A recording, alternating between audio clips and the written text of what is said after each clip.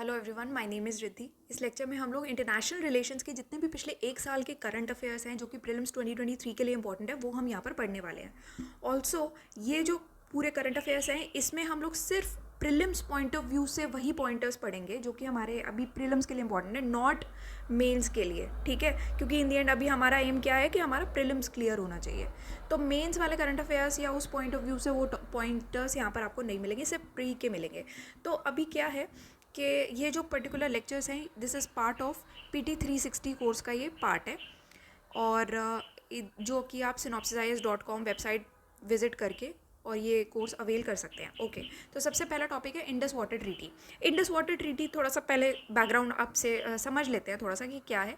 एक water distribution treaty है, मतलब कि इंडिया और पाकिस्तान के बीच में वाटर कैसे डिस्ट्रीब्यूट हो रहा है उसकी ये ट्रीटी है, जो कि ये ट्रीटी नेगोशिएट और अरेंज कौन करता है, वर्ल्ड बैंक के द्वारा ये की जाती है। ठीक है, ताकि इंडस रिवर और उसकी ट्रिब्यूटरीज का जो वाटर है वो किस तरीके से यूज़ किया जाएगा उस रिगार्डिंग ये एक ट्रीटी है। ये पर्टिकुलर ट्रीटी कराची में साइन हुई थी 1960 में जवाहरलाल नेहरू और अयूब खान के बीच में। और इस ट्रीटी में जो भी वाटर सिस्टम अरेंज हुआ था वो मैं आपको थोड़ा सा समझा देती हूँ। तो दो तरीके की रिवर्स जो है उसमें हम इसको डिवाइड करते हैं। ये ट्रीटी जो है वो ईस्टर्न रिवर्स और वेस्टर्न रिवर्स के बीच में इंडिया और पाकिस्तान का जो कंट्रोल है वाटर्स पर वो डिवाइड कर देती है। फॉर एग्जांपल, जो ईस्टर्न रिवर्स है आपकी, ईस्टर्न रिवर्स कौन कौन सी है कमेंट सेक्शन में आप मुझे एक बार बता सकते हो। तो ईस्टर्न रिवर्स है बियास, रावी एंड सतलुज।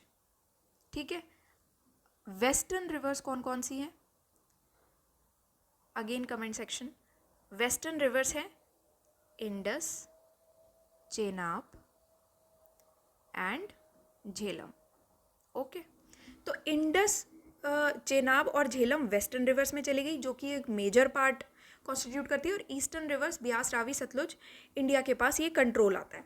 तो ईस्टर्न रिवर्स का कंट्रोल दिया गया इंडिया के पास, वेस्टर्न रिवर का कंट्रोल चला गया पाकिस्तान के पास। ओके, अब इसमें जो टोटल वाटर शेयर हुआ है इसके हिसाब से इंडस सिस्टम का जो टोटल वाटर शेयर होता है उसका 20% जो है वो इंडिया यूज़ करता है, इंडिया के पास कंट्रोल है, और 80% पाकिस्तान के पास है। तो ये ट्रीटी जो है ऑल्दो इंडिया को ये अलाउ करता है कि जो वेस्टर्न रिवर्स है, मतलब कि ये जो पर्टिकुलर है जो कि पाकिस्तान के पास है, तो ये जो वेस्टर्न रिवर्स है वो इंडिया भी उसका पानी यूज़ कर सकता है। किन चीज़ों के लिए, एक सबसे पहली चीज़ तो या तो आप इरिगेशन के लिए यूज़ कर सकते हो, मतलब कि एग्रीकल्चरल यूज़ के लिए, या फिर दूसरी चीज़ आप जो भी इस तरीके की चीज़ें हैं जिसमें आपका बहुत ज़्यादा कंजम्पशन नहीं होता, या पावर जनरेशन के लिए अनलिमिटेड नॉन कंजम्पटिव यूज़ के लिए कर सकते हो, मतलब कि जो लाइव वाटर फ्लो हो रहा है उसके लिए, मतलब स्टोर करने की आपको ज़रूरत नहीं पड़ रही, ऐसे चीज़ के लिए आप यूज़ कर सकते हो। जैसे पावर जनरेशन हो गया, या नेविगेशन है, floating of property, fish culture वगैरह, इन सब चीज़ों के लिए आप यूज़ कर सकते हो। तो बेसिक क्या है कि अगर हम राइट्स की बात करते हैं कि रिवर पे किसका राइट है, तो यहाँ पर ये अलाउ किया जाता है कि जो पाकिस्तान के पास रिवर वाटर है, वेस्टर्न रिवर वाटर, इसको इंडिया भी यूज़ कर सकता है for irrigation and run of the river hydro power projects. ठीक है, hydro power projects. Run of the river क्या होते हैं, run of the river term कहते हैं ऐसे प्रोजेक्ट्स जिसमें वाटर का लाइव स्टोरेज रिक्वायर्ड नहीं है। ठीक है, तो यहाँ पर इन्हीं सब चीज़ों के और इन्हीं पॉइंटर्स के बारे में यहाँ पर लिखा गया है। तो इंडिया जो है उसको ये परमिट किया गया है कि आप ये run of the river plants जो हैं वेस्टर्न रिवर्स पर कंस्ट्रक्ट कर सकते हैं, और लिमिटेड स्टोरेज आप कर सकते हैं एज़ पर द क्राइटेरिया जो भी आपकी ट्रीटी में स्पेसिफाई किया गया है। और इसमें कोई यूनिलेटरल एग्जिट प्रोविजन भी नहीं है, और 3 tier डिस्प्यूट रेजोल्यूशन मैकेनिज्म ये प्रोवाइड भी करता है। अब यहाँ पर एक चीज़ के बारे में बात हुई थी कि एक परमानेंट इंडस कमीशन को कॉन्स्टिट्यूट किया जाएगा। तो दोनों ही कंट्रीज़ जो है कहा गया कि आप एक परमानेंट इंडस कमीशन जो है इस्टेब्लिश करेंगी, जो कि परमानेंट कमिश्नर्स के द्वारा कॉन्स्टिट्यूट की जाएगी दोनों साइड्स से।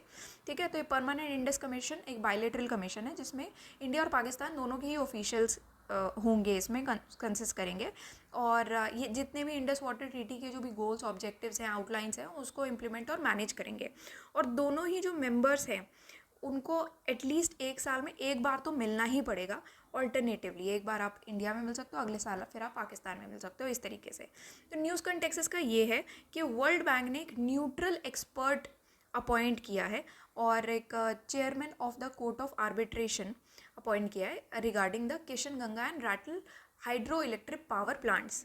ठीक है, तो ये दोनों ही जो पावर प्लांट्स हैं जम्मू कश्मीर में, तो इसमें दो जो भी अपॉइंटमेंट्स हुए हैं वो अंडर इंडस वाटर ट्रीटी के अंडर हुए हैं। तो Kishan Ganga hydro electric project जो है वो किशन गंगा या नीलम, एक जो ट्रिब्यूटरी है झेलम की, उस पर लोकेटेड है, जो कि 2018 में इनॉग्रेट की गई थी।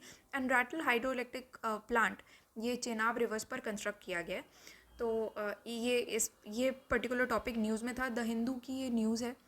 तो यहाँ से आप जो भी लिंक्स हमने लगाए हैं यहाँ पर वो इसी पर्पज़ से लगाए हैं, ताकि जो भी बच्चे पूछते हैं क्या ये करंट अफेयर्स करने के बाद आपको कुछ और करने की नीड है हमें, तो उस चीज़ का आंसर है कि हमने सारे ही न्यूज़पेपर्स कवर किए हैं, सारी न्यूज़ कवर किए हैं, तो इसके बाद कुछ बचता नहीं है कवर करने के लिए।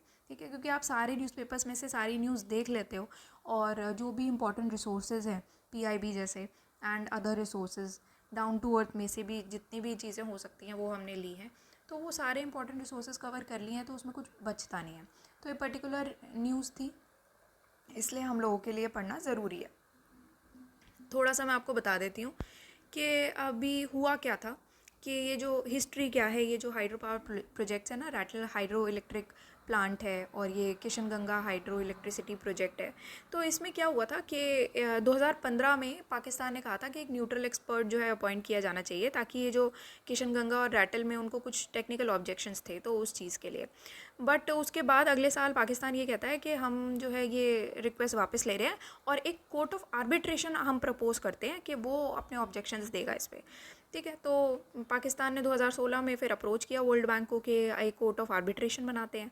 ठीक है, तो अब कोर्ट ऑफ आर्बिट्रेशन बनाने की बजाय अभी इंडिया ने एक सेपरेट एप्लीकेशन मूव की थी कि एक न्यूट्रल एक्सपर्ट का अपॉइंटमेंट होना चाहिए, जो कि आपके रूल्स के हिसाब से ही है, क्योंकि अदरवाइज तो डिस्प्यूट रेजोल्यूशन जो कि ट्रीटी में मेंशन्ड है, इंडस वाटर ट्रीटी में, कि कैसे डिस्प्यूट रेजोल्यूशन होगा, एक न्यूट्रल एक्सपर्ट के द्वारा होगा, वो चीज़ तो वायलेट होती है ना अगर आप कोर्ट ऑफ आर्बिट्रेशन में जाते हो। तो इसी वजह से फिर अभी मार्च 2022 में वर्ल्ड बैंक ने डिसाइड किया था कि हम एक न्यूट्रल एक्सपर्ट और एक chairman of the court of arbitration जो है उसी का प्रोसेस जो है, उसको अपॉइंट करने का प्रोसेस जो है वो रिज्यूम करेंगे। ठीक है, तो ये पर्टिकुलर चीज़ यहाँ पर न्यूज़ में थी। अब जो Kishan Ganga hydro electric project है, ये प्रोजेक्ट जम्मू एंड कश्मीर में है, जैसा कि मैंने आपको बताया। और इसमें होता क्या है कि जो किशन गंगा रिवर है, किशन गंगा रिवर जो है उसका जो वाटर है उसको हम डाइवर्ट करते हैं एक टनल के थ्रू। एक टनल के थ्रू ये वाटर डाइवर्ट होता है, ठीक है, एक पावर प्लांट में जो कि है झेलम रिवर बेसिन में। ठीक है, तो ये पर्टिकुलर टॉपिक आपका है। पाकिस्तान ने ऑब्जेक्ट किया था कि ये जो प्रोजेक्ट है वो हमारी जो किशन गंगा रिवर है उसका फ़्लो को अफेक्ट कर देगा, जिसको किशन गंगा रिवर वहाँ पर पाकिस्तान में उसको नीलम रिवर भी कहते हैं। ठीक है, तो ये पूरा उन्होंने ऑब्जेक्शन बिठाया था, जो कि 2013 में जो हेग्स परमानेंट कोर्ट ऑफ आर्बिट्रेशन है, उन्होंने कहा था कि इंडिया जो है वो सारा वाटर भी डाइवर्ट कर सकती है कुछ कंडीशंस के साथ। ओके, तो ये यहाँ पर इंडस वाटर ट्रीटी के अंडर जो भी ईस्टर्न रिवर्स है, वेस्टर्न रिवर्स हैं, पाकिस्तान कौन कंट्रोल कर रहा है, कौन से रिवर्स, एंड इंडिया कौन से रिवर्स कंट्रोल कर रहा है, ये सब चीज़ें यहाँ पर मेंशन की गई है। एंड किशन गंगा डैम कहाँ है यहाँ पर आप देख सकते हो, and this is Kishan Ganga dam and this is Ratle dam. तो यहाँ पर आप देख सकते हो मैप में बहुत क्लियरली। ओके, नेक्स्ट टॉपिक है इंडिया अफ्रीका डिफेंस डायलॉग। ये टॉपिक हम ऑलरेडी डिस्कस कर चुके हैं लास्ट लेक्चर में, तो ये वाला टॉपिक आप वहाँ से पढ़ सकते हैं। तो लास्ट लेक्चर्स आप देखोगे तो ऑलरेडी पढ़ चुके हैं, तो इसलिए कोई मतलब नहीं बनता। चोक पॉइंट्स, चोक पॉइंट क्या होता है कि जब भी एक ऐसा नैरो पैसेज होता है ना, एक सिंपल भाषा में एक ऐसा नैरो पैसेज होता है जो कि अभी जो हमारी आर्मीज़ होती हैं वो काफ़ी यूज़ करती हैं। अगर मान लो आर्मी जो है वो बहुत कम नंबर में है और सामने वाला जो ओपोनेंट है ना, दूसरी साइड जो है वो बहुत ज़्यादा नंबर में है, तो अगर आपको उसको ओवर पावर करना है और अपनी फोर्स और स्ट्रेंथ और बढ़ानी है, तो उसमें क्या है, आपको ये चोक पॉइंट को होते हुए जाना पड़ता है। आपको चोक पॉइंट को सबसे पहले कैप्चर करना होता है, सिक्योर कर लेना होता है। ठीक है, तो चोक पॉइंट क्या होता है, एक जोग्राफिकल फीचर होता है लैंड पे, जैसे कि वैली है, डिफाइल या ब्रिज हो गया, मैरीटाइम पैसेज हो गया, एक क्रिटिकल वाटरवे के थ्रू, जैसे कि स्ट्रेट होता है जो बिल्कुल नैरो पैसेज होता है, जो कि एक आर्म्ड फोर्स यूज़ करती है जब भी उसको अपने ऑब्जेक्टिव पर रीच करना होता है। तो आर्म्ड फोर्स जो है वो ये चोक पॉइंट्स को पहले यूज़ करती है। रिसेंटली न्यूज़ में ये था कि चाइना जो है वो चोक पॉइंट को यूज़ कर रही है कि ताइवान को सबज्यूम करने के लिए। तो चोक पॉइंट जो है वो अपने से इन्फीरियर जो डिफेंडिंग फोर्स है उसको अलाउ करती है कि वो अपना ये टेरेन जो है वो यूज़ करे, और अगर जो भी ओपोनेंट है जो कि ज़्यादा तादाद में है, ज़्यादा नंबर में है, तो उसको जो है वो पास करने के लिए आपको सबसे पहले आपको चोक पॉइंट अगर आप सिक्योर कर लेते हो तो इन चाहे आप न्यूमेरिकली कम हो तब भी आप जीत सकते हो। तो चोक पॉइंट जो है उसकी काफ़ी स्ट्रैटेजिक सिग्निफिकेंट स्ट्रैटेजिक इंपॉर्टेंस है। वर्ल्ड के जो की मैरीटाइम चोक पॉइंट्स हैं वो यहाँ पर मेंशन किए गए हैं, तो यहाँ से आप देख सकते हो। जैसे यहाँ से आप देखो, स्ट्रेट ऑफ जिब्राल्टर है, केप ऑफ गुड होप है, एंड देन सुएज कैनाल है, टर्किश स्ट्रेट्स है, तो और बहुत सारे यहाँ पर चोक पॉइंट्स हैं जो कि आपके लिए ज़रूरी हैं। एंड स्ट्रेट ऑफ हॉर्मोज है, एंड स्ट्रेट ऑफ मलक्का जो कि एशिया का प्राइमरी चोक पॉइंट है। ठीक है, यहाँ पर लिखा है जैसे कि जो कि 25% 25% जितने भी ट्रेडेड गुड्स हैं और सी बोर्न ऑयल है वो सबको ये अकाउंट करता है। तो यहाँ पर this is strait of Malacca. और जो पिंक में है covered, these are primary choke points. जो ये येलो में कवर्ड है ना, ये हैं सेकेंडरी चोक पॉइंट्स। ओके, तो न्यूज़ कॉन्टेक्स्ट इसका यही है कि चाइना का जो स्ट्रैटेजिक चोक पॉइंट्स है वो क्वाड सिक्योरिटी को इम्पैक्ट कर सकता है। ये पर्टिकुलर टॉपिक न्यूज़ में रहा था, तो यहाँ से आप क्लिक करोगे आपको पता लग जाएगा। Chinese strategic choke points impact quad security. Okay, तो टोक्यो समिट हुआ था जिसमें क्वाड लीडर्स ने एक मैरीटाइम इनिशिएटिव को वेलकम किया था जो कि था Indo Pacific partnership for maritime domain awareness. इसी पर्टिकुलर रीज़न की वजह से ये टॉपिक न्यूज़ में। यूएन पीस कीपिंग मिशन, तो नाम से ही पता लग रहा है यूएन पीस कीपिंग मिशन क्या है। एक यूनिक ग्लोबल पार्टनरशिप है जो कि इंटरनेशनल पीस और सिक्योरिटी मेंटेन करने का काम करती है। एक सस्टेनेबल सिक्योरिटी और पीस मेंटेन करके रखती है कंट्रीज़ में। जो भी ऐसी कंट्री जो कि कन्फ्लिक्ट से ग्रस्त थी, ऐसी कंट्रीज़ को और सिक्योरिटी पीस प्रोवाइड करने का और बिल्ड करने का एम रखती है। ये पहला जो यूएन पीस कीपिंग मिशन हुआ था वो 1948 में इस्टेब्लिश किया गया था, जिसमें मिलिट्री ऑब्जर्वर्स डिप्लॉय किए गए थे वेस्ट एशिया में। तो ये डिसीजन जो है वो ये था कि एक पीस कीपिंग मिशन सेंड किया जाएगा। तो ये जो डिसीजन था ये लिया गया था यूएनएससी के द्वारा, यूएन सिक्योरिटी काउंसिल के द्वारा। तो जितने भी यूनाइटेड नेशंस के मेंबर स्टेट्स हैं वो इनको यूएन फंड्स के द्वारा ही पे किया जाता है। तो सारा इसका मेंटेनेंस जो है वो यूएन कमांड के अंडर ही आ जाता है, जो कि मिलिट्री और पुलिस पर्सोनल भी कंट्रीब्यूट करते हैं। ठीक है, तो अभी जो फिनेंसिंग है यूएन पीस कीपिंग ऑपरेशंस का, ये सारे जितने भी यूनाइटेड नेशंस के मेंबर स्टेट्स हैं उनका ये कलेक्टिव रिस्पॉन्सिबिलिटी बनती है कि सारे मिलके ये चीज़ को संभालेंगे, मेंटेन करेंगे। फिनेंशियली हो गया या ओवरऑल हो गया आपका। तो प्रिंसिपल इसके क्या है यूएन पीस कीपिंग मिशन के? सबसे पहले तो कंसेंट होना चाहिए पार्टीज़ का, फिर इम्पार्शियलिटी होनी चाहिए, और सेल्फ डिफेंस और मैंडेट के डिफेंस के अलावा आप फोर्स यूज़ नहीं कर सकते। तो ये चीज़ रहेगी। यूएन पीस कीपिंग ऑपरेशंस जो है वो यूनाइटेड नेशंस सिक्योरिटी काउंसिल के मैंडेट के बेसिस पर ही डिप्लॉय किए जाते हैं। न्यूज़ कंटेक्स्ट इसका ये है कि इंडिया ने कुछ रिफॉर्म्स प्रेजेंट किए हैं ताकि सिक्योरिटी और ऑपरेशनल चैलेंजेस को एड्रेस किया जा सके।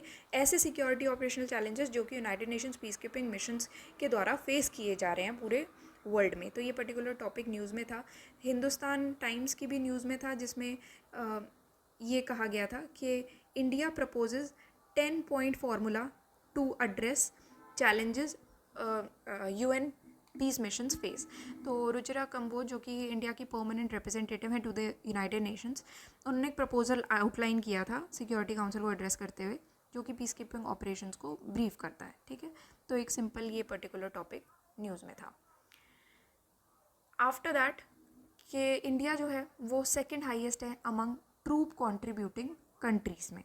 तो ये टॉपिक अगेन द हिंदू की न्यूज़ में भी आया था कि what is the UN piece keeping mission explain. तो इंडिया जो है वो लार्जेस्ट ट्रूप कंट्रीब्यूटिंग कंट्रीज़ है to the UN piece keeping mission. सबसे ज़्यादा ट्रूप्स अभी इंडिया ही दे रहा है। ओके, नेक्स्ट टॉपिक है एक्शन फॉर पीस।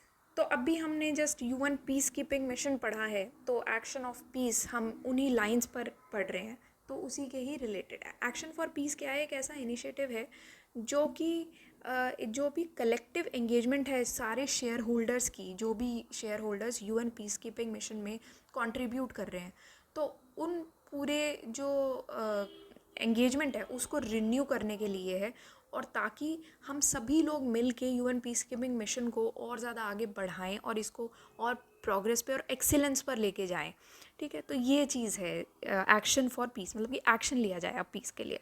तो यूनाइटेड नेशन जो सेक्रेटरी जनरल है उन्होंने एक action for peace keeping initiative launch किया 2018 में, और फिर ये जो एक्शन फॉर पीस प्लस है ये एक इम्प्लीमेंटेशन स्ट्रैटेजी है एक्शन फॉर पीस इनिशिएटिव की फॉर 2021 टू 2023, जिसमें क्या किया जाता है कि कुछ की प्रायोरिटीज़ एरियाज़ में फोकस किया जाता है जो कि मिशन को और ज़्यादा अच्छा इम्पैक्टफुल बना सकते हैं और ज़्यादा प्रोग्रेस करवा सकते हैं इस मिशन को। तो इंडिया जो है वो action for peace keeping declaration की एक सिग्नेटरी भी है, और इसका एम ये है ताकि पीस कीपिंग को और स्ट्रेंथन किया जाए, कलेक्टिव एक्शन को प्रमोट किया जाए जितने भी पीस कीपिंग शेयर होल्डर्स हैं, स्टेक होल्डर्स हैं, उनके थ्रू भी। तो 8 प्रायोरिटी कमिटमेंट एरियाज़ है जो कि आप यहाँ से पढ़ सकते हैं।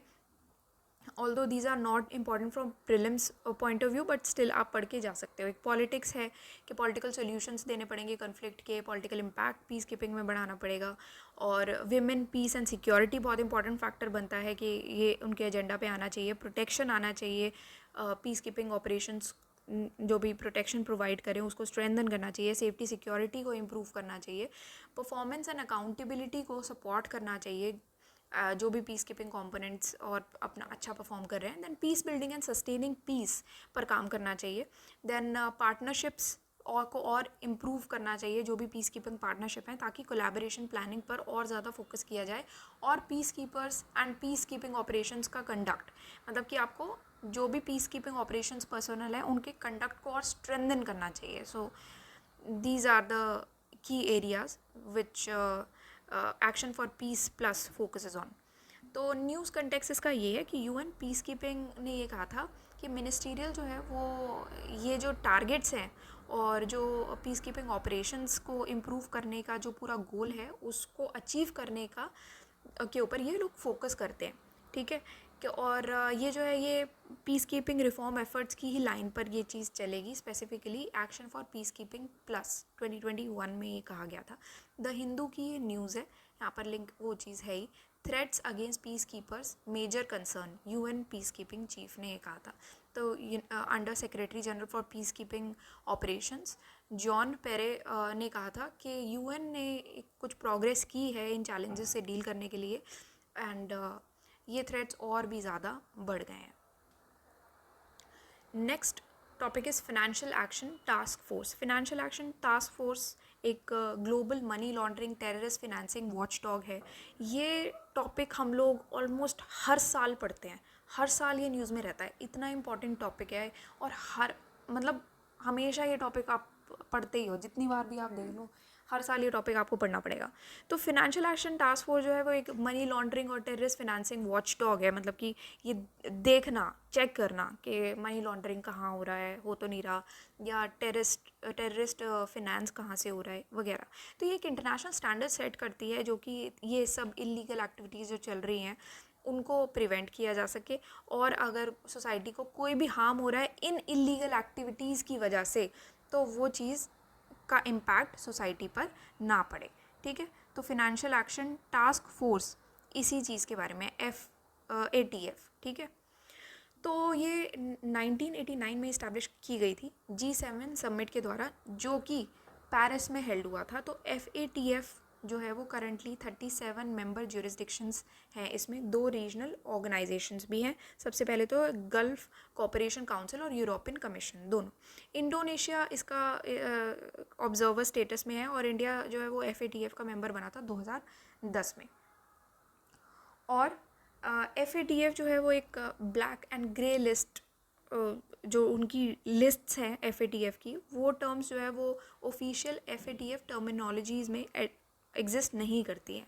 और जब एक इंक्रीज्ड मॉनिटरिंग की लिस्ट में अगर FATF जो है एक ज्यूरिसडिक्शन प्लेस करता है, इसका मतलब ये होता है कि अभी उस पर्टिकुलर कंट्री को अपना जो स्ट्रैटेजिक डेफिशिएंसीज़ है उसको अभी इम्प्रूव करने पर काम करना पड़ेगा, और जो भी टाइम फ्रेम सेट किया गया है उन्हीं टाइम फ्रेम्स पे इसको जल्दी से जल्दी इम्प्रूव और रिजॉल्व करनी पड़ेंगी ये सब चीज़ें, and it is subject to increase monitoring. तो ये जो लिस्ट है इसको एक्सटर्नली ग्रे लिस्ट कहा जाता है, ठीक है। ब्लैक लिस्ट क्या होती है? ऐसी कंट्रीज़ होती हैं जहाँ पर FATF जजेस जो है उनको नॉन कोऑपरेटिव कहा जाता है in the global fight against money laundering and terrorist financing, ठीक है। और उनको नॉन कोऑपरेटिव कंट्रीज़ या टेररिस्ट टेरिटरीज़ भी कहा जाता है। मतलब कि ब्लैक लिस्ट कर दिया, मतलब कि ऐसी कंट्री जहाँ पर आपकी मनी लॉन्ड्रिंग और टेररिस्ट फिनेंसिंग बहुत ही, आप सोचो कि हाई लेवल पे हो रही होगी, है ना, उस चीज़ को यहाँ पर बोला गया है। तो इनिशियली जो इसका ऑब्जेक्टिव था वो ये था कि हम लोग सिर्फ मनी लॉन्ड्रिंग को कम्बैट करेंगे, बट जब 9/11 अटैक्स हुए थे US के, तब FATF ने 2001 में अपना जो मैंडेट है उसको और एक्सपैंड किया था और टेररिस्ट फिनेंसिंग को भी इनकॉर्पोरेट करने के ऊपर एफर्ट्स किए थे, ठीक है। तो इसने जो वेपन्स ऑफ मास डिस्ट्रक्शन का जो प्रोलिफरेशन है उसको भी, उसकी फिनेंसिंग भी काउंटर करने के ऊपर काफ़ी एफर्ट्स किए थे। तो FATF इसी के बारे में बात करता है। तो कुछ कंट्रीज़ को ग्रे लिस्ट किया जाता है, कुछ कंट्रीज़ को ब्लैक लिस्ट भी किया जाता है। तो ये जो ग्रे लिस्ट होती है कंट्रीज़, ब्लैक लिस्ट होती हैं, इसी के ऊपर होती हैं, ओके। तो यहाँ पर यही चीज़ है। अब नेक्स्ट चीज़ है कि नवंबर 2022 में सिर्फ 3 कंट्रीज़ ऐसी थी जो कि FATF की ब्लैक लिस्ट में थी, जो कि है north Korea, Iran and Myanmar. मतलब कि यहाँ पर आपकी मनी लॉन्ड्रिंग चल रही है अच्छी खासी और टेररिस्ट फाइनेंसिंग चल रही है, और यहाँ पर FATF के जजेस जो है बिल्कुल नॉन कोऑपरेटिव हैं इन सारी कंट्रीज़ के लिए जो ब्लैक लिस्ट कंट्रीज़ है, ओके। तो यहाँ पर हाई रिस्क ज्यूरिसडिक्शंस लिस्ट में जो आती है ना उसको ब्लैक लिस्ट कहते हैं, ओके। तो अभी न्यूज़ कॉन्टेक्स्ट इसका ये है कि फिनेंशियल एक्शन टास्क फोर्स ने पाकिस्तान के रिमूवल पर अनाउंस किया है कि ग्रे लिस्ट से अब पाकिस्तान का रिमूवल हो गया है, ठीक है। तो यहाँ पर ये पर्टिकुलर न्यूज़ थी, द हिंदू की न्यूज़ में आती है कि Pakistan is out of FATF grey list on terror funding, और this decision came after 4 years of effort on curbing terror financing 34 point action plan. तो यहाँ पर ये पर्टिकुलर न्यूज़ थी, टॉपिक न्यूज़ में था, तो इस वजह से हम यहाँ पर पढ़ रहे हैं। अच्छा, एक चीज़ और है यहाँ पर कि अब आपको समझ में आ गया होगा, ग्रे लिस्ट बेसिकली वो कंट्रीज़ हैं जहाँ पर जो कि एक सेफ हेवन प्रोवाइड करती हैं टेरर फंडिंग और मनी लॉन्ड्रिंग को सपोर्ट करने के लिए। तो आप सिंपल चीज़ है, आप एक वैसे समझो कि ग्रे लिस्ट में क्या है, एक वार्निंग दी जाती है, आप एक ये समझ के चलो कि कंट्री जो है वो ब्लैक लिस्ट में आ सकती है। पर ब्लैक लिस्ट कौन सी हो जाती है? बिल्कुल, मतलब यहाँ पर तो अच्छा खासा टेरर फंडिंग और मनी लॉन्ड्रिंग एक्टिविटीज़ चल ही रही हैं, वो आ जाती हैं आपकी ब्लैक लिस्ट में। Next is Interpol. इंटरपोल का जो फुल फॉर्म है that is international criminal police organisation. International police criminal police organisation क्या है? ये 1923 में इंटरपोल सेटअप किया गया था, और अगर मैं आपको सिंपल टर्म्स में समझाऊं तो एक सिक्योर इंफॉर्मेशन शेयरिंग प्लेटफॉर्म है। मतलब कि अलग अलग जगह की पुलिस फोर्सेस आके आपस में इंफॉर्मेशन शेयर करती हैं कुछ क्रिमिनल्स के रिगार्डिंग, या कोई भी ऐसी इंफॉर्मेशन जो कि दूसरी कंट्री के लिए उनको लगता है कि इम्पॉर्टेंट हो सकती है। फॉर एग्जांपल, हमारी कंट्री से कोई भी पैसे लेके भाग गया दूसरी कंट्री में, तो दूसरी कंट्री का जो बंदा होगा या पुलिस फोर्स होगी वो यहाँ से हमारी कंट्री से इंफॉर्मेशन शेयर कर सकती है कि आपका जो ये क्रिमिनल है वो इस एरिया में लोकेटेड है, या कुछ ऐसी इन्फॉर्मेशन हमें प्रोवाइड कर देगी जो हमारे लिए इंपॉर्टेंट हो। और सेम वे में हम भी उनको ऐसी इन्फॉर्मेशन प्रोवाइड करेंगे कि यहाँ पर हमारा एक क्रिमिनल लोकेटेड है, तो आप प्लीज़ ध्यान रखिए, ठीक है। तो उस वे में मतलब कि एक सिक्योर इन्फॉर्मेशन शेयरिंग प्लाटफॉर्म है जो कि criminal investigation of police forces को फैसिलिटेट करता है अक्रॉस द ग्लोब, कि कुछ इन्फॉर्मेशन आपस में ये लोग शेयर करते हैं, और जो भी अलग अलग पुलिस फोर्सेस से ये इन्फॉर्मेशन रिसीव की जाती है। इसका हेडक्वार्टर है फ्रांस में, और एक लॉ एनफोर्समेंट एजेंसी तो ये नहीं है, ठीक है। और 1923 में फाउंड हुई थी as international criminal police commission के द्वारा, ठीक है। तो यहाँ पर क्या है कि जितने भी क्रिमिनल्स हैं उनके मूवमेंट्स को ये ट्रैक रखती है, और जो भी ऐसे क्रिमिनल जो कि पुलिस रडार में है उनकी मूवमेंट्स को ट्रैक रखा जाता है। जो भी क्रिमिनल अलग अलग पुलिस रडार में अलग अलग रीजन में हो गया, या फिर पुलिस फोर्सेस को टिप भी कर दिया जाता है, दूसरी कंट्री की पुलिस फोर्स इस कंट्री की पुलिस फोर्स को टिप कर रही है कि अगर मान लो कि इंडिया ने किसी और कंट्री से, जहाँ पर भी उनका एक क्रिमिनल फंसा हुआ है या चला गया भाग गया है, तो वहाँ पर उन्होंने ये वो दूसरी कंट्री ने इंडिया को ये टिप दिया कि, और इंडिया ने वो टिप मांगा भी था कि आप बता दो इन्फॉर्मेशन कि वो क्रिमिनल आपकी जगह पे कहाँ पर है, तो दूसरी कंट्री इंडिया को टिप दे देगी इस चीज़ में। तो या तो इंटरपोल की आपने असिस्टेंस मांगी है, ठीक है, उस चीज़ में हम आपको इन्फॉर्मेशन प्रोवाइड होती है, या फिर अगर दूसरी कंट्री को लगता है कि इन्फॉर्मेशन आपके किसी काम आ सकती है तो आपसे शेयर कर दी जाती है। तो एक क्रिमिनल का मूवमेंट को ट्रैक कर लिया जाता है, और ये बेसिकली इसका एम यही है कि वाइडेस्ट पॉसिबल म्यूचुअल असिस्टेंस बनाएं ये लोग क्रिमिनल पुलिस फोर्सेस के बीच में, ठीक है। तो यहाँ पर इसी के बारे में है ये इंटरपोल। अब बाद में जाके आईसीबीसी जो है उसने एक न्यू कॉन्स्टिट्यूशन अडॉप्ट किया था और उसको इंटरपोल का नाम दिया था। फिर 1956 में 195 कंट्रीज़ इसके मेंबर्स हैं। इंडिया ने 1949 में इसको ज्वाइन किया था। सोर्स ऑफ इनकम इसका यही है कि मेंबर्स ने सैटरडे कॉन्ट्रीब्यूशन किया है, वॉलेंट्री कॉन्ट्रीब्यूशंस भी इनको मिलते हैं, ठीक है। और ऑर्गेनाइजेशन को मना किया जाता है कि वो पॉलिटिकल, मिलिट्री, रिलीजियस या रेशियल कैरेक्टर की जितनी भी एक्टिविटीज़ हैं उनमें इंटरवीन ना करें। और हर एक मेंबर जो भी इंटरपोल का पार्ट है वो एक नेशनल सेंट्रल ब्यूरो होस्ट करता है, जो कि उनकी नेशनल इन्फोर्समेंट, लॉ इन्फोर्समेंट को अदर कंट्रीज़ के साथ कनेक्ट करता है और जनरल सेक्रेटरीट के साथ कनेक्ट करता है, किसके द्वारा, एक secure global police communications network के द्वारा, जिसको हम I24/7 कहते हैं। इसका एम यही है कि जितने भी लॉ इन्फोर्समेंट हैं वर्ल्ड वाइड में उनको सपोर्ट किया जाए और एक्सपर्टीज़ दी जाए, ट्रेनिंग प्रोवाइड की जाए। तीन इसके मेजर एरियाज़ हैं जिस पे काम करती है। पहला है terrorism, cyber crime, organised crime, और बहुत सारे क्राइम जैसे कि चाइल्ड पोर्नोग्राफी हो गया, drug trafficking, police corruption, white collar crime वगैरह, ये सभी ये इन्वेस्टिगेट करती है। न्यूज़ कॉन्टेक्स्ट इसका ये है कि इंटरपोल ने पहला पुलिस मेटावर्स लॉन्च किया था, जो कि लॉ इन्फोर्समेंट एजेंसीज़ के लिए डिज़ाइन किया गया है। 98 जनरल असेंबली में ये लॉन्च किया गया था। तो पुलिस मेटावर्स, अच्छा अभी शार्क टैंक में ना रिसेंटली, अभी पता नहीं कि 2-3 एपिसोड हो गए होंगे शायद, उससे पहले एक पर्टिकुलर एपिसोड आया था, मेटावर्स ही वो बंदा लेके आया था अपना एक प्रोजेक्ट, ठीक है। तो ये मेटावर्स उसका बिजनेस था। तो अगर आपको ठीक से समझना है ना, वो एपिसोड आप ज़रूर देखना, तो आपको थोड़ा सा आइडिया लगेगा। तो मेटावर्स जो है एक वर्चुअल एनवायरनमेंट क्रिएट करते हैं, और बेटर के मतलब कि एक वर्चुअल ऐसी चीज़, आपका स्टोर क्रिएट हो गया जहाँ पर आप जाके चीज़ें खरीद सकते हो, बेच सकते हो। ऐसी पुलिस स्टेशन एक क्रिएट हो गया जहाँ पर आप जाके समझ सकते हो, या हेडक्वार्टर्स क्रिएट हो गया जनरल असेंबली में, कि जहाँ पर आप जाके देख सकते हो कि कैसे है, आप ट्रेनिंग ले सकते हो वर्चुअली, है ना। तो ये सब चीज़ें यहाँ पर कराई जाती हैं, ठीक है, जहाँ पर सोशल इकोनॉमिक एलिमेंट्स जो है रियलिटी मिरर कर देते हैं, बिल्कुल ऐसा रियल लगेगा आपको।